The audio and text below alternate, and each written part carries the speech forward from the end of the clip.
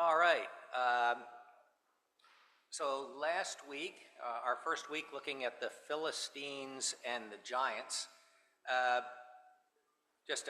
again briefly the outline for how this is going to go. We're looking at the history, a lot of history, of the Philistines first, and then some lessons for the nation of Israel around the Philistines. Why were they there? What were they for? What was their purpose? And we'll see that throughout as we look at the history. And then we'll move to the giants. Who were they?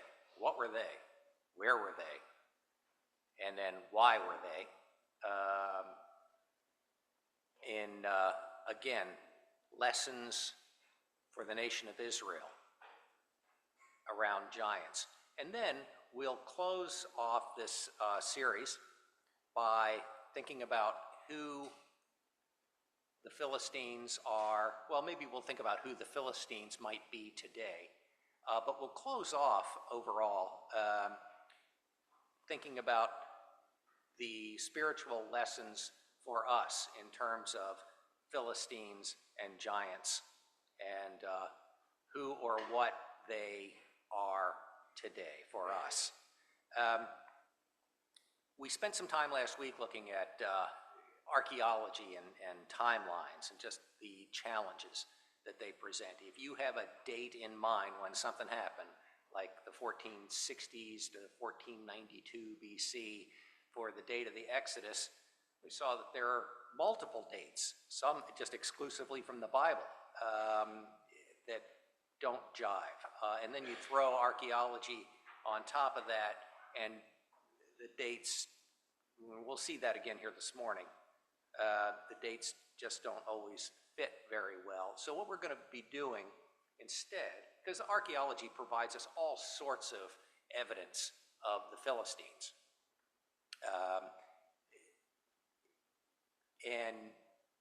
So instead what we really need to do is look at who were the Philistines before the Exodus and who were they after the Exodus, because they seem to be different, but they appear in both places, and their movements coincide more or less with the date of the Exodus.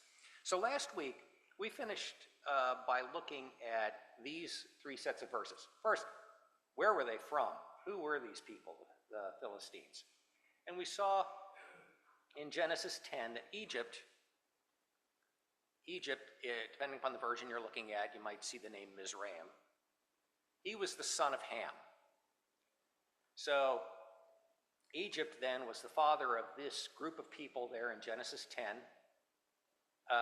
including the Casluhites, from whom the Philistines came. Walter needs something. Okay, thank you.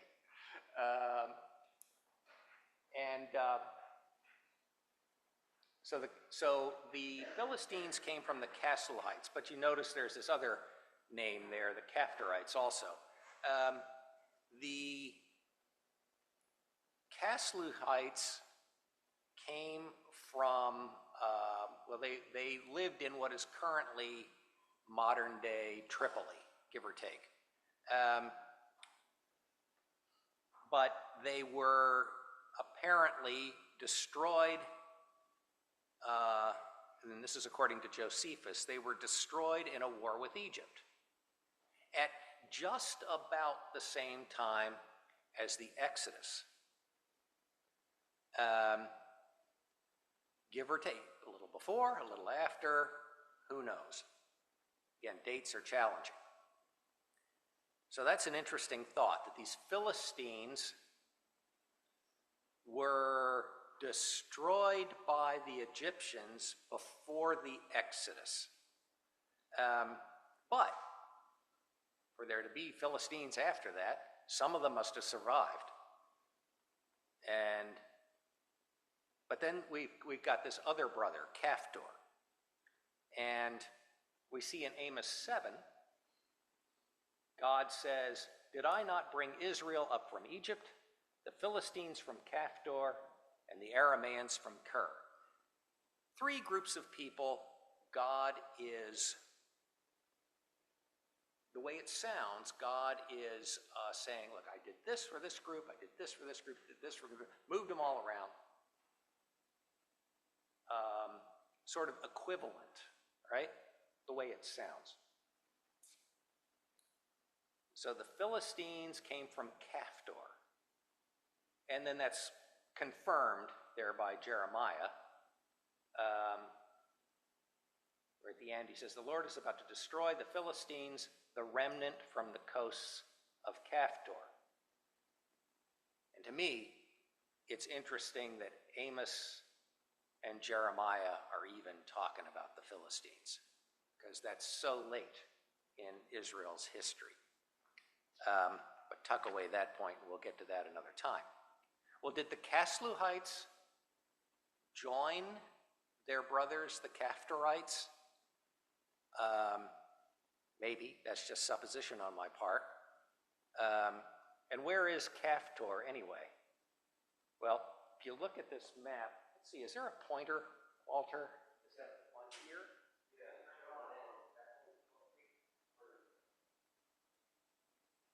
I'm sorry, what do I do?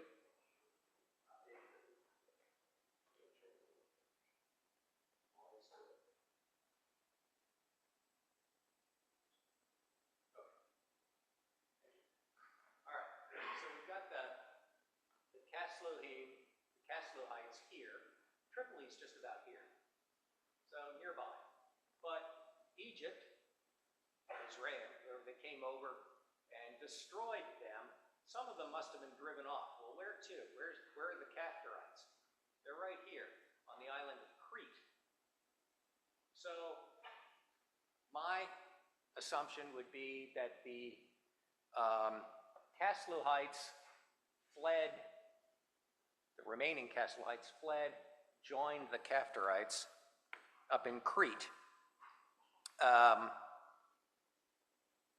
And that's where they then came from, and eventually populated. This is a current day map, and there are 5 Philistine cities here in those purple boxes. The ones that are in yellow are not cities today. The 3 that are not in yellow, Ashdod, Ashkelon, and Gaza, are current cities.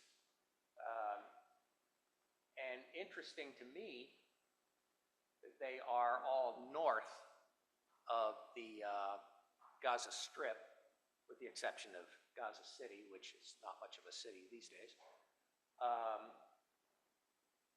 And Ekron is practically Tel Aviv. Anyway, so that's where those are the Philistines' 5 cities. Just a quick question. Yeah. Do these correspond with the locations for the tells that have recently been discovered in Israel? Yeah, I didn't look into how these cities were identified, but yeah, in the little passing, I believe that's true, that they're based on tells, and that there's Aegean pottery, etc., found in there to identify them as as a group of people who came from the Greek Isles. Yeah, I had seen within the last 2 years scholarly articles where at least one of the major Philistine towns was recently excavated.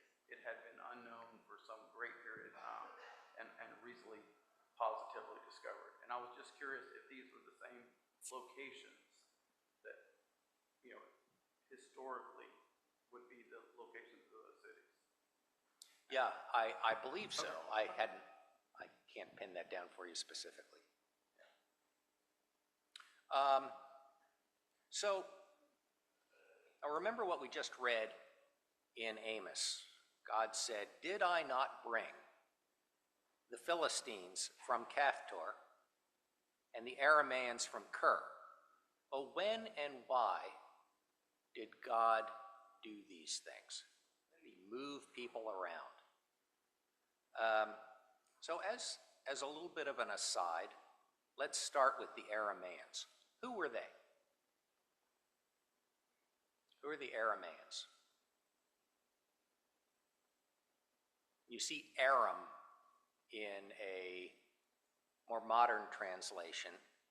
What do you see if you read the King James? Syria. Syria, yeah. The Arameans were the Syrians. And modern translations tend to say Aram rather than Syria. They moved from Kir to the area north of Israel, where Syria is today. Again, it's thought generally somewhere between 900 and 1200 BC. Take those dates for what they're worth. And we would generally say that that's in the period of the late Judges through Saul, David, Solomon. They migrated from Kir, and there's a lot of debate over where that is. Most archaeologists believe it's that red dot right smack in the middle of Iraq. But some say it's as far north as Azerbaijan or in Iran or even down in Ethiopia. But interestingly, when it's believed that the Arameans moved from wherever they were to Syria because of pressure from the Assyrians. Interestingly, as the Assyrians became even more powerful, came and conquered Syria, they actually displaced them back to where that red dot is. So maybe that's where they came from originally. I don't know. But that happened under Tiglath-Pileser when he conquered Damascus, current capital of Syria. So that's one movement of a nation. So when did God bring the Philistines from Crete to their territory along the Mediterranean coast of Canaan? Again, it's murky. And rather than try to pin down a concrete date, I think we have to answer this question in relation to the Exodus. What's before and what's after? Or, we need to use the Exodus as a marker in time.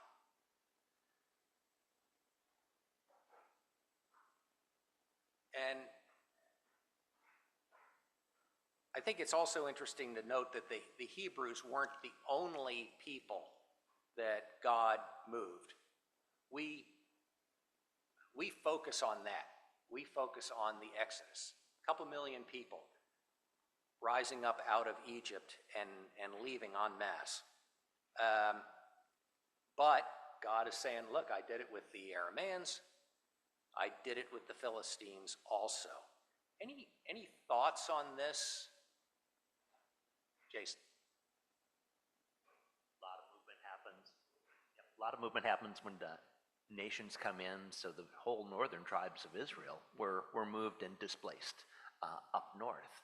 And then other nations were brought into Israel, and that's how you get the Samaritans. So I think God might do it for his purposes. Kings would do it so that there's less of a nationalistic view for the people, because now they're in a different country, and there's less likely, less probability that they're going to rebel.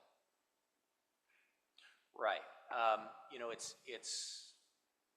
I can't think of any modern day equivalents, but at this time in the history of the world, there was a lot of movement.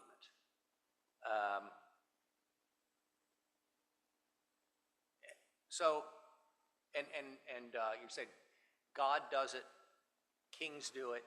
They have their different reasons. It's really all God doing it. But we'll see that with the Philistines. Seem to be a little bit of a combination of those two things. Natural events, natural quote-unquote events, and also the power brokers at that time. So maybe it's better to ask, who were the Philistines before the Exodus, whenever that was, and who were the Philistines after the Exodus, according to the Bible? Before the Exodus, you'll remember the story of Abraham. Would somebody read this, please?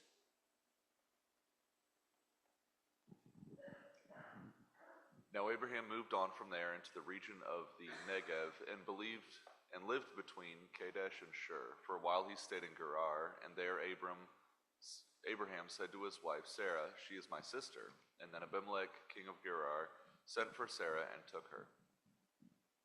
Okay, well, Gerar is a city, actually more of a tiny little town, that was in Philistine territory.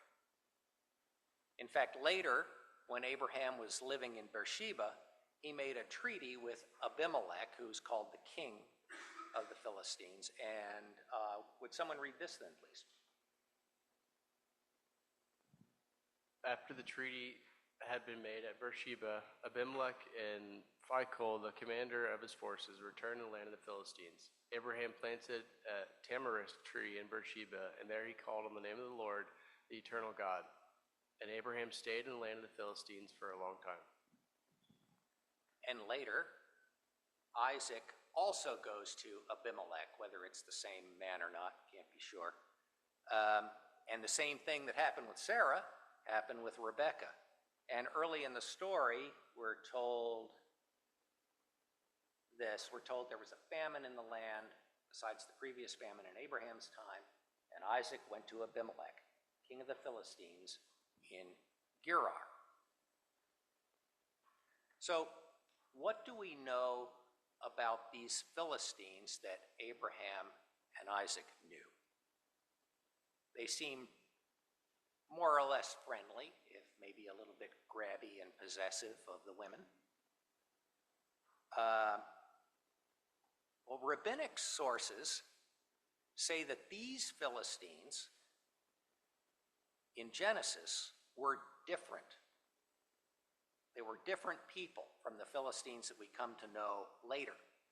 According to the Talmud, the Philistines that we come to know lived among and then later destroyed a group of people called the Avites. The Avites were an ancient people who, according to the Talmud, originated from the land of Teman, which was probably east of the Jordan River in modern-day Jordan. And so then here we have yet another group of people who were moved for whatever reason, who moved from east of the Jordan over to along the coast and then were later destroyed by the Philistines. The Avites do appear in the Bible. We're told something about them in Deuteronomy 2. And this is a chapter, Deuteronomy 2 is a chapter that we're going to come back to when we're talking about the giants.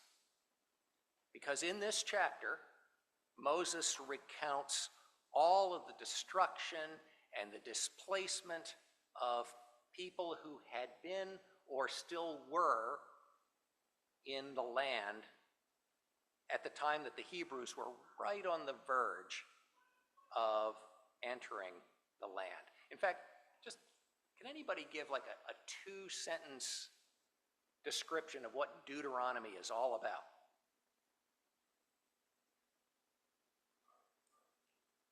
The whole book. Got it.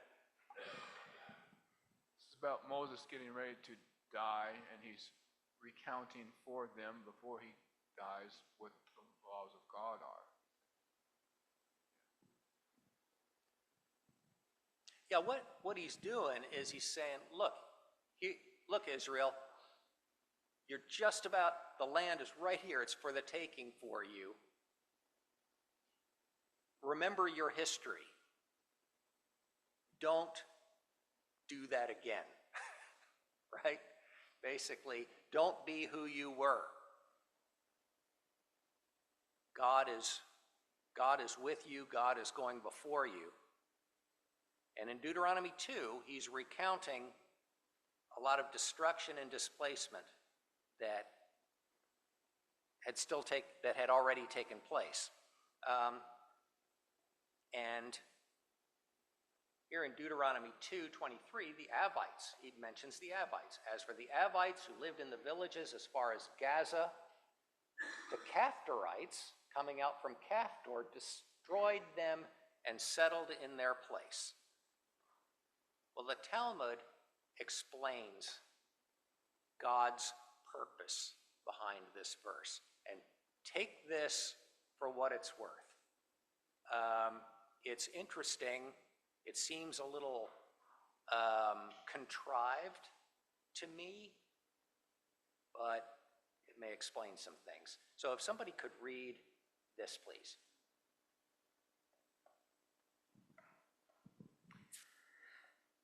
Since Abimelech, king of the Philistines, administered an oath to Abraham that you will not deal falsely with me, nor with my son, nor with my grandson, the Jewish people were prohibited from conquering the land of the Philistines until 4 generations had passed. Therefore the Holy One, blessed be, he said, let the Caphtorim come and remove the land from the Avim, who are the same as the Philistines, and let Israel come and remove it from the Caphtorim, circumventing the prohibition. Yeah. So basically, yeah, Randy, you have? Yeah, in Deuteronomy 2, it's interesting that the other people that Moses mentions being brought into the land were their relatives, Edom, Moab, and Ammon, and the Philistines were not. So they must have had a separate purpose. Yeah. Yeah, right. So basically what this is saying here is Abraham had a covenant with Abimelech. And because of that covenant, the Israelites would not have been permitted to conquer their land. But Abraham made his covenant with Abimelech, who was an Avite. And so, well, how are we going to get around that? Let's bring in the Caphtorites, have them destroy the Avites. The Israelites can't do it, so we got to find somebody else to do it. And then the Israelites can come in and make war with the Caphtorites, who have usurped these earlier people, all of whom are called Philistines, before and after. So that's how God circumvented the prohibition against attacking the Amorites, by having the Philistines do the dirty work instead. Anybody have any thoughts about that? I don't know. I'm sort of scratching my head as to wondering whether that's how God works. Judges 3, 1 through 5. Now these are the nations which the Lord left to prove Israel by them, even as many of Israel as had not known all the wars of Canaan, only that those generations of the children of Israel might know them, to teach them war, at least as such as were before knew nothing thereof, namely the 5 lords of the Philistines, all the Canaanites, the Sidonians, the Hivites, which dwell in Lebanon. Anyway, so in God's purpose, they were left specifically, apparently, to prove them. Yeah, yeah. And we'll revisit that verse. I don't think we're going to get there today, but we will. What was the purpose of the Philistines?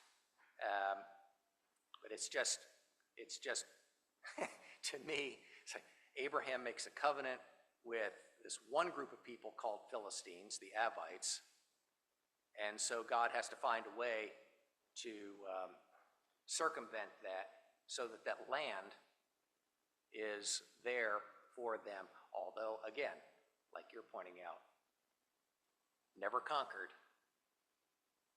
always there. We'll talk about that. Well, at the very least, these Philistines before the Exodus, at the time of Abraham and Isaac, were not a powerful people.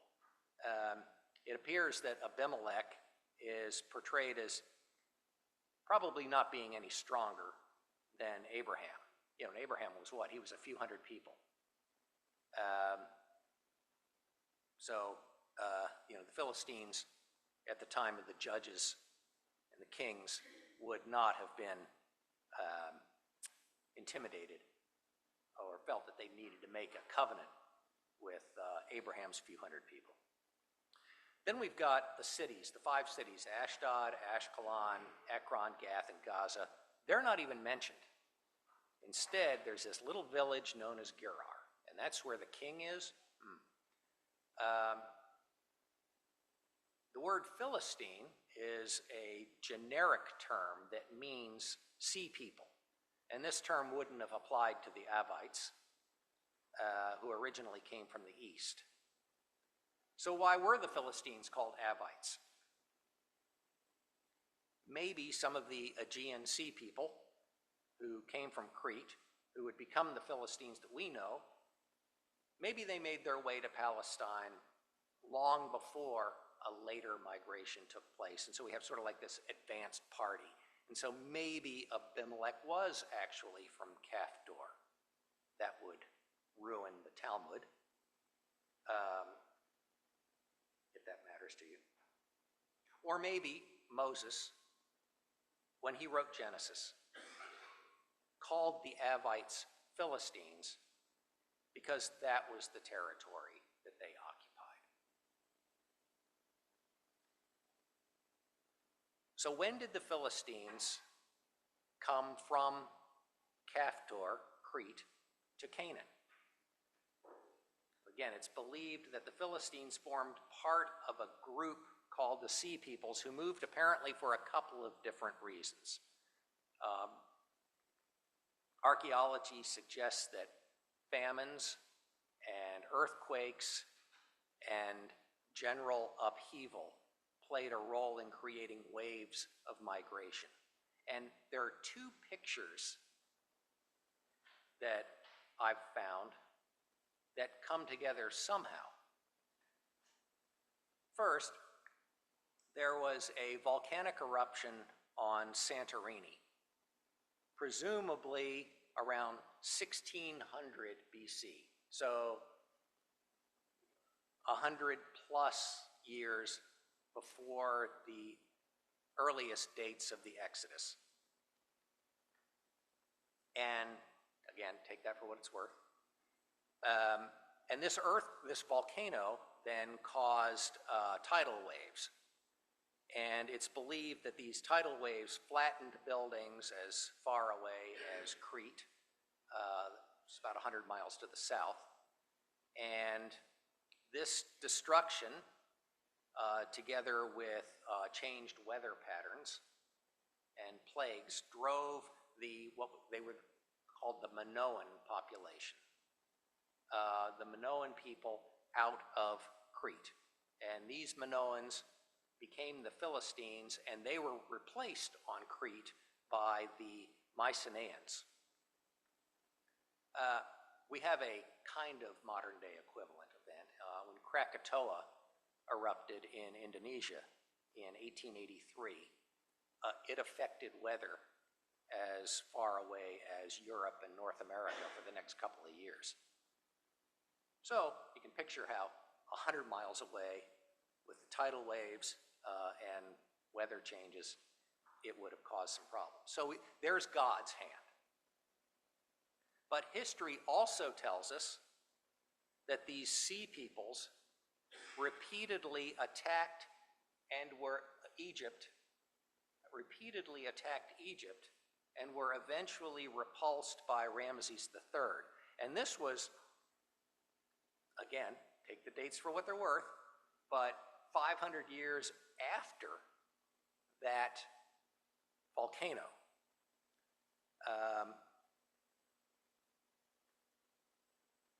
So Ramses finally resettled them, according to the theory, to the coastal towns in Canaan. So Ramses claimed that, and this is a quote from him, Ramses claimed that having brought the prisoners to Egypt, he settled them in strongholds bound in my name. Numerous were their classes, hundreds of thousands strong. I taxed them all in clothing and grain from the storehouses and granaries each year. Some scholars suggest that it's likely that these strongholds were the fortified towns in southern Canaan, which would eventually become the 5 Philistine cities ruled by 5 kings in a loose confederation. Each city had their own king. There was no one king of the Philistines at any time, as far as I know. So all of this happened around the time or a little before the Exodus. I think it had to have happened before the Exodus because of what we see next. Somebody read this verse. And read at the bottom, those are 4 different endings to the verse based on different translations. When Pharaoh let the people go, God did not lead them on the road through the Philistine country, though that was shorter. For God said, if they face war, they might change their minds and return to Egypt. So God led the people around by the desert toward the Red Sea, ready for battle, armed out of the land of Egypt, in battle formation, orderly ranks, marching formation. Okay. So God didn't lead them straight up out of Egypt into Philistine country because it would freak them out. He didn't want them immediately confronting the Philistines because they're too powerful. So he led them around by the desert road. So any thoughts on those different translations for the last few words of the verse?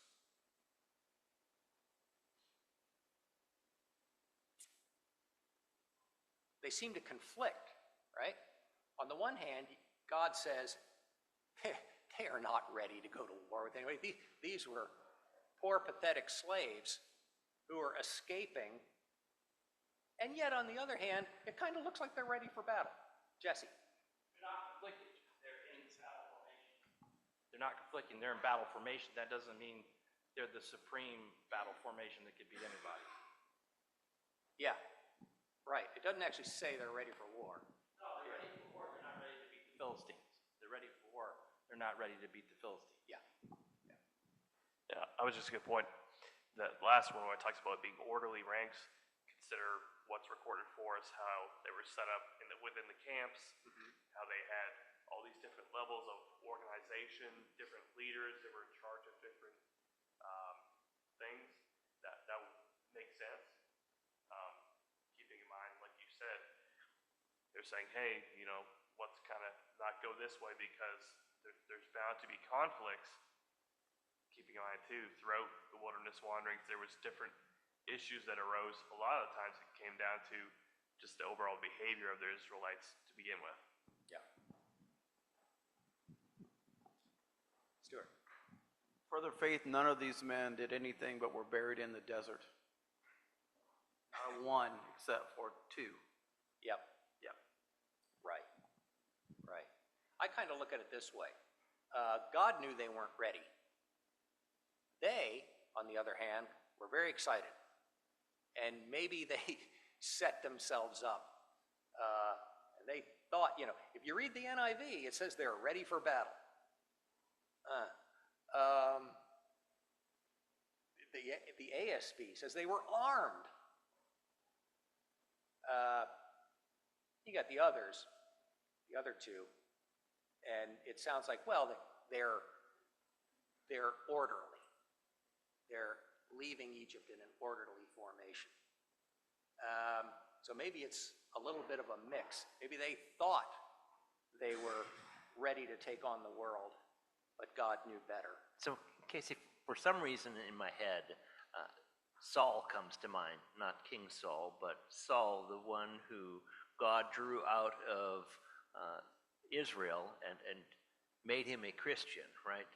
And he knew that he wasn't ready for battle at that time, right? So what does God do? He prepares him for 3 years or so in in Arabia, and then sends him on to battle, to battle Caesar, to battle rulers, governors, right? So when God calls you out, it's not necessarily, he knows you are not ready right now to do the battle. He needs to prepare you. He needs to get you ready, like he does with the people of Israel here, like he does with Saul, and then Saul becomes Paul, and then the battle begins. Right, so you kind of lead to my next question, which is why 2 years later were they ready in God's eyes? Of course, they said, "Oh, we're not ready."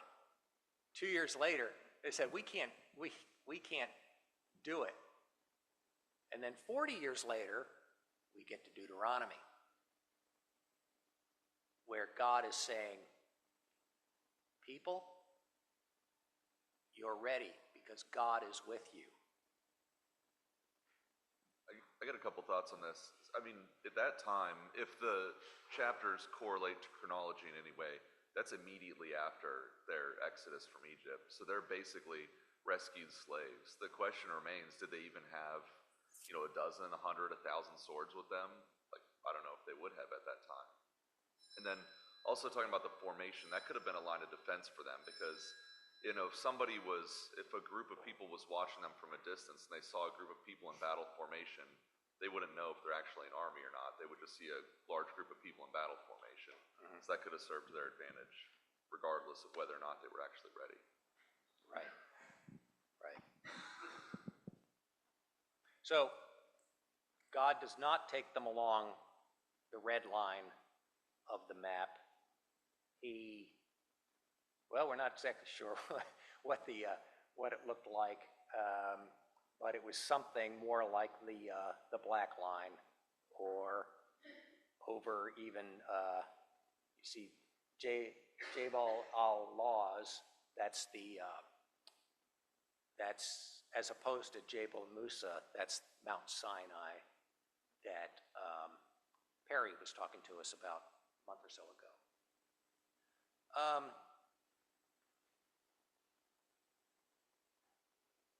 I guess we have another minute. Anything interesting in this verse? Somebody read that. This is one of those times where it lists the nations that Israel is going to conquer. On that day, the Lord made a covenant with Abram and said, To your descendants I give this land, from the wadi of the great river, the Euphrates, and the land of the Kenites, Kenizzites, Cadmonites, Hittites, Perizzites, Rephites, Amorites, Canaanites, Girgashites, and Jebusites. Okay, and let's tack on this verse, which is then Moses talking to the people. If you listen carefully to what he says and do all that I say, I will be an enemy to your enemies, and I will oppose those who oppose you. My angel will go ahead of you and bring you into the land of the Amorites, Hittites, Perizzites, Canaanites, Hivites, and Jebusites, and I will wipe them out. Okay, anything strike you, based on what we're talking about here, anything strike you about those verses? Yeah, exactly. The Philistines aren't listed. Why is that? Any thoughts on why the Philistines aren't included?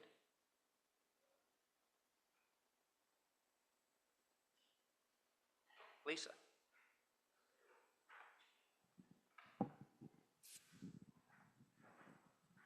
I mean, I have no data to back this up, but just an idea would be that the Philistines are more like an overarching title and that these are subgroups of Philistines. Yeah, and actually, we're going to see, we'll see one verse next week that actually says something like that, maybe the reverse of that. I'm going to kind of tweak that a bit and say that they are Canaanites. Yeah, we'll see a verse that suggests that. Actually, all of these others were Canaanites. If you go back to that, the sons of Ham, the sons of Egypt, you see that actually the Canaanite was the overarching term for everyone else. So maybe that's the reason.